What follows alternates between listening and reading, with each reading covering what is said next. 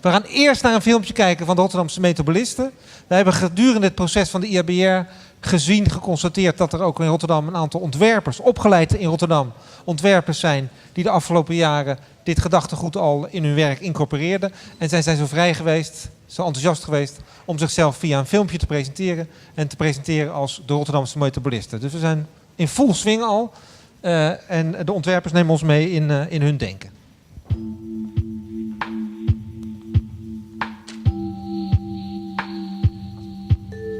We are in one of the most critical times in human history. Economic and social landscapes are changing rapidly, turning from an era of plenty to an era of change. Poverty, social fracturing, pollution, food access, and decreasing educational quality are impacting people around the world.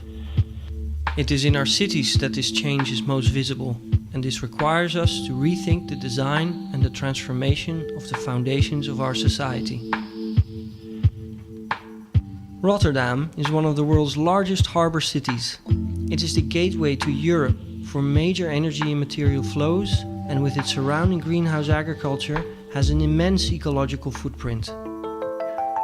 But Rotterdam also lays bare the ingredients to its solutions. It's the home of innovative approaches on how to change our cities and society. The Rotterdam Metabolists create a unified voice in a fast-moving global transition. We want the flows through this city to positively impact the entire country, Europe, and the world, and become the capital of this global movement.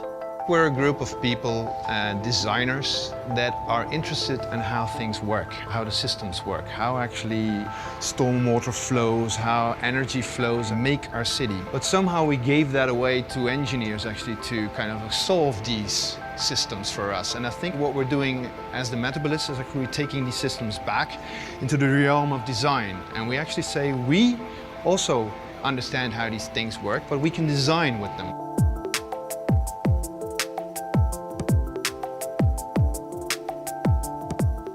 Right now we're in Schiebroek Zuid. This is a ordinary post-war neighborhood with a lot of social housing.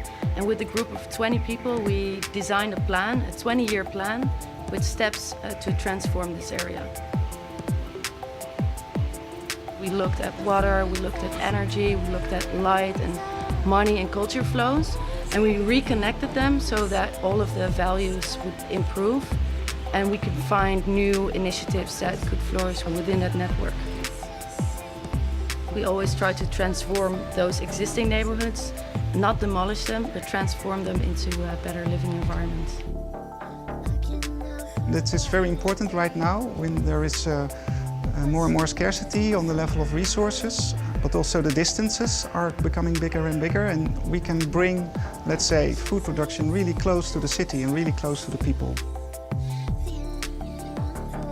Here in the community housing project in Rotterdam, we created collective gardens and communal spaces where people can really sit together and exchange knowledge, for instance, about food, but also consuming it in a literal sense by organizing barbecues and community dinners.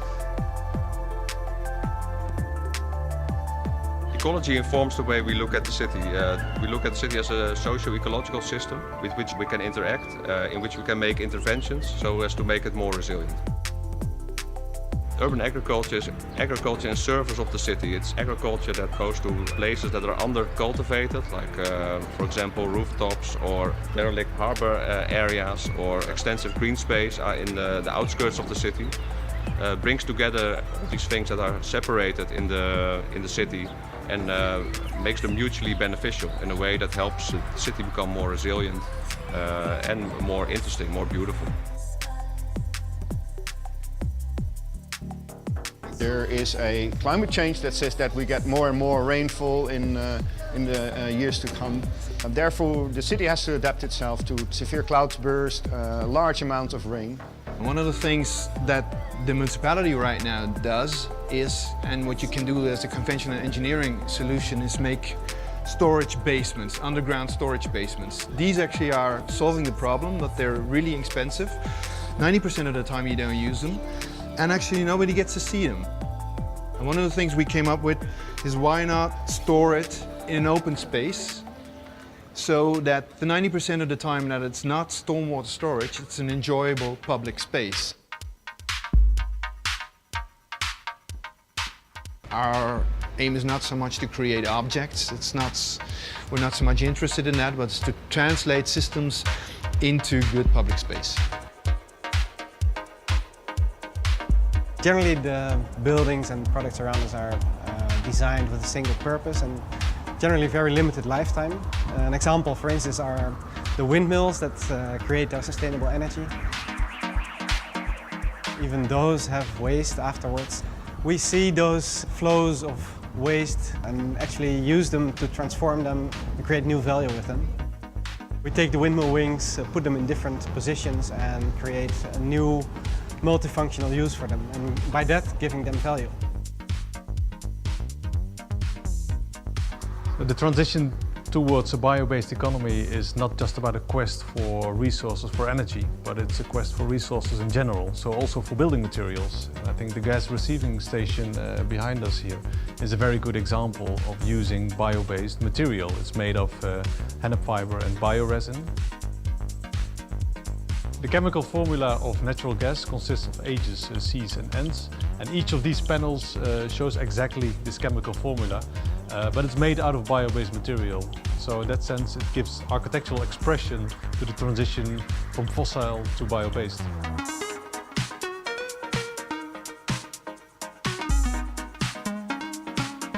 The question we always ask at every project is how can our project, how can our design, and how can the process of creation and also the process of implementation over the whole life cycle, how can that create added value, how can that actually give a neighborhood or a city an economic, a social or an ecological impulse. This is the Hake Recycle Office. What we did here was we looked at closing material cycles on a regional scale, so the whole interior is built with waste materials. And we did the whole implementation with ex-convicts in a reintegration process.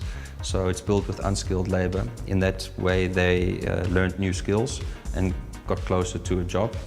The project in that sense has both ecological and social returns. But that's always our ambition.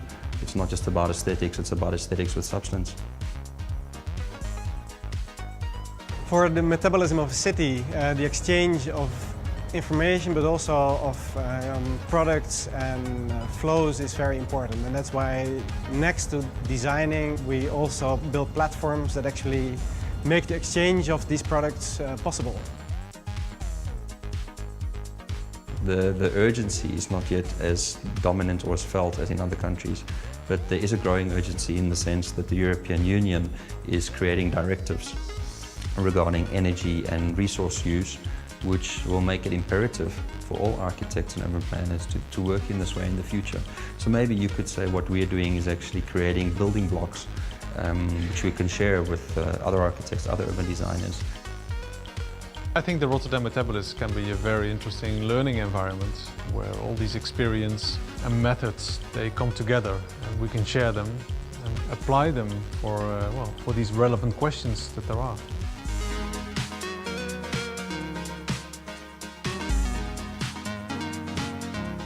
We want to enable and empower a larger transition of society. This is more than an idea. It's a strong movement with experienced voices ready to accelerate globally. Join us in our ambition to transform our cities and let's speed up together.